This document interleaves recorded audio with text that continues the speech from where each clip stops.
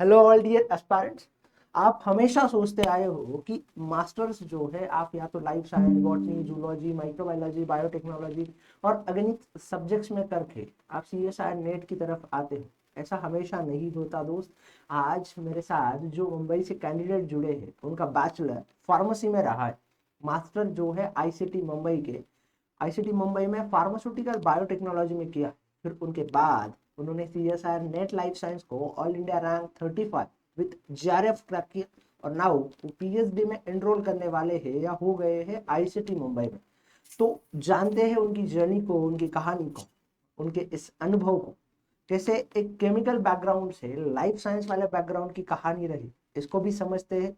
और इसी के साथ साथ जो मेरे एस्पिरेंट्स है फ्यूचर, जो फार्मेसी कर रहे हैं या फार्मेसी रिलेटेड बैकग्राउंड में है, जो डरते हैं ये सब कुछ करने से, तो वो भी कर सकते हैं, कर दिखाया है। जानते हैं उनकी कहानी को। तो हेलो दोस्त, हेलो। थोड़ा अपने बारे में बताइए, हमें इंट्रोड्यूस कीजिए। मेरा नाम सोनाली है। तो मैंने मेरा बैचलर्स और मास्टर्स आईसीटी मुंबई से किया है। बैचलर्स मेरा फार्मेसी में था और मास्टर्स मेरा एमटेक फार्मास्यूटिकल बायोटेक्नोलॉजी था। तो बैचलर्स के टाइम से मेरा बायोटेक्नोलॉजी की तरफ ही ज़्यादा इंटरेस्ट रहा है, इसलिए मैंने गैट भी दी थी मास्टर्स के पहले, और तभी भी मेरा रैंक 28 आया था। उसके बाद मेरा आईसीटी में एडमिशन हुआ था और उसके बाद मैंने जेआरएफ की थी एक आईसीजीपी बायोटेक्नोलॉजी में। और वहाँ पे फिर उसके बाद मैंने डिसाइड किया था कि अभी मुझे पीएचडी परस्यू करनी है। तो फिर तो उसके बाद मैंने सीएसआर के देने की सोची। तो पहले एक बार मैंने ऐसे ही सीएसआर दी थी पिछले साल दिसंबर 24 में।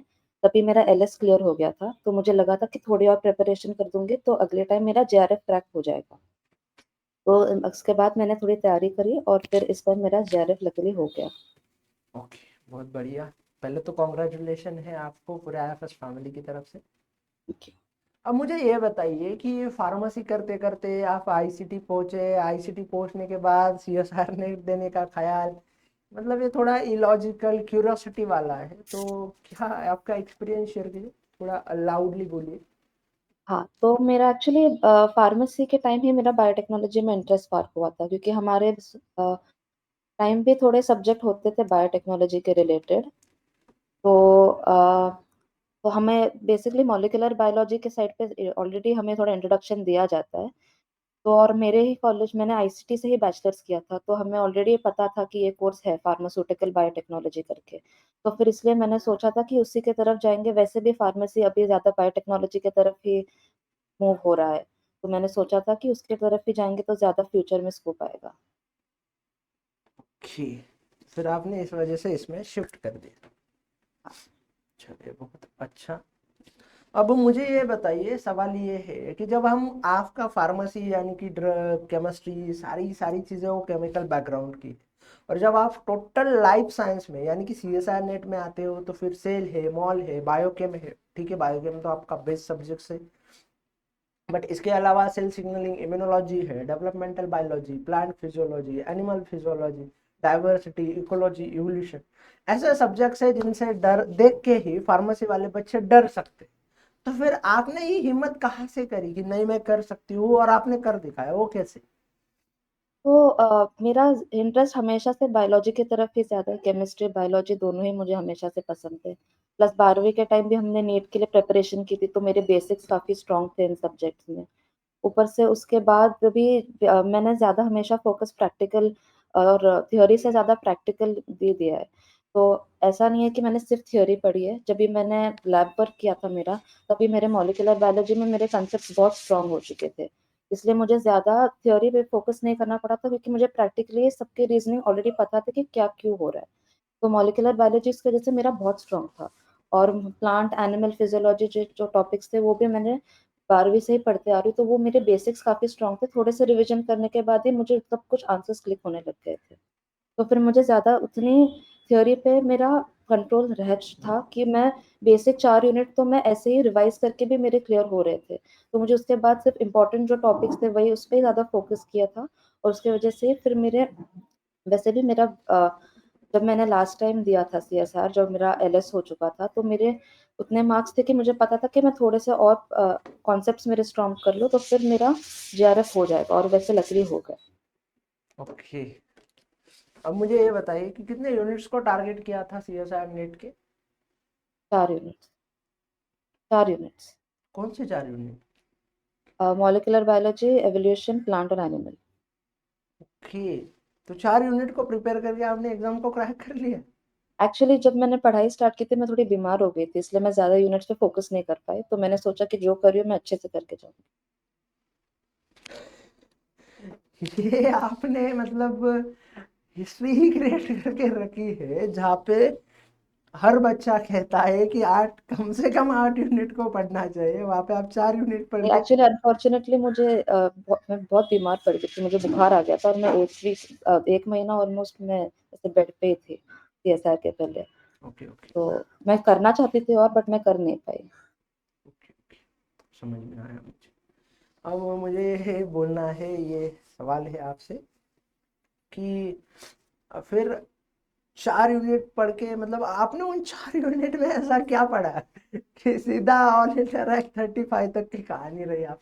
नहीं, मैं तो यही मेरा यही मानना है कि मेरा जो प्रैक्टिकल नॉलेज था उसने मुझे काफ़ी हेल्प किया है इस मैटर में, क्योंकि मैंने जो भी लैब में काम किया है वही कंसेप्ट्स को पकड़ के ही, जब बेसिक स्ट्रांग होते हैं उसके बाद ही ऊपर के जो एप्लीकेशन बेस्ड क्वेश्चन है उसको हम आंसर कर पाते हैं।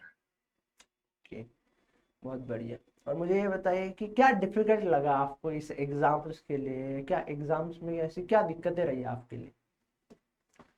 अ, मुझे लगता है कि हमें ऐसे इस माइंडसेट से आते हैं कि हमें बहुत सारा पढ़ना पड़ता है, और मैं भी जब भी मैंने प्रिपरेशन चालू की थी तो मेरे भी दिमाग में था कि मुझे हर चीज़ हर यूनिट को ऐसे थोड़ा बहुत तो ग्रास्प करना चाहिए। अभी डेवलपमेंट बायोलॉजी मेरे लिए एकदम न्यू था, फिर भी मैंने सोचा कि अभी इसमें थोड़े से ऊपर-ऊपर से भी पढ़ लूँगी तो भी उसपे कुछ क्वेश्चन आए तो भी हम आंसर कर पाएँगे। बट फिर भी आई फील कि अगर आपके बेसिक स्ट्रॉन्ग हो तो फिर भी आप कहीं पे भी आंसर कर सकते हो। ओके, अगर आपका बेसिक स्ट्रॉन्ग नहीं तो आप पक्के से बहुत शानदार तरीके से आंसर को कर सकते। यस। ओके, अब मेरा और एक सवाल है आपसे कि जो आपके फार्मास्यूटिकल बैकग्राउंड के बच्चे और जो सोचते हैं कि नहीं मुझे पीएचडी करनी है, चाहे वो बायोटेक्नोलॉजी में हो या माइक्रोबायोलॉजी जैसे एरियाज में, क्योंकि अब हमारा थोड़ा एप्लीकेशन बेस्ड कनेक्ट हुआ है इन दोनों का, तो उनके लिए आपकी क्या सलाह रहेगी? वो कैसे प्रिपेयर करें सीएसआर नेट के लिए? अ, तो बेसिकली बैचलर्स और मास्टर्स के टाइम जो लैब वर्क होता है, मेरा तो वही रिकमेंडेशन होगा कि वो उसमें ध्यान दें और जो कॉन्सेप्ट्स होते हैं उसको ग्रास्प कर ले। बेसिक जो एकदम प्रिंसिपल होते हैं वो समझे और उसको अप्लाई करने की कोशिश करे, और फिर उसके हिसाब से ही वो थ्योरी आगे पढ़ते जाए। जी, बहुत बढ़िया। और आपके एंटायर जर्नी में आपको ऐसी क्या 5 चीजें लगी, आपको लगता है कि अगर ये 5 चीजें कोई भी बच्चा फार्मेसी बैकग्राउंड का फॉलो करेगा या बायोटेक वाला, मेडिकल बायोटेक वाला बच्चा फॉलो करेगा, नैनो टेक्नोलॉजी वाला फॉलो करेगा, तो उसका पक्का ये एग्जाम क्लियर हो जाएगा? एज़ आई सेड कि फंडामेंटल स्ट्रॉन्ग होने चाहिए, बेसिक स्ट्रॉन्ग होने चाहिए। जब आप लेक्चर अटेंड करते हो तो फिर ठीक से नोट्स लेने चाहिए। जो टीचर कह रहा है वो सुन के एकदम ग्रास्प करना चाहिए और फिर एग्ज़ाम के पहले ठीक से रिवाइज़ करने चाहिए सब नोट्स। जो आप काम कर रहे हो उस पे आपको फ़ोकस करना चाहिए। ऐसा नहीं है कि बस लैब के स चीज़ें हो रही है तो आप ब्लाइंडली करें। आपको भी खुद ध्यान देके, खुद सोच के और खुद आके बाद में आके क्वेश्चन्स पूछने चाहिए कि ये क्यों हो रहा है? बहुत बढ़िया। अच्छा, और आगे आने वाले एस्पिरेंट्स के आपके लिए आपकी कुछ सलाह है? बस बेसिक्स पे फ़ोकस करें, उसके बाद एप्लीकेशन बेस्ड क्वेश्चन आराम से आंसर हो जाएँगे। ओके, ठीक है, चलिए। इसके अलावा आप कुछ बताना चाहोगी आपकी जर्नी में कोई इंटरेस्टिंग पार्ट? ठीक है, चलिए। Thank you so much for sharing your experience and your journey with us. Wishing you very all the best for your PhD and future journey. Thank Hopefully, you, you will be a best scientist of India. Thank you.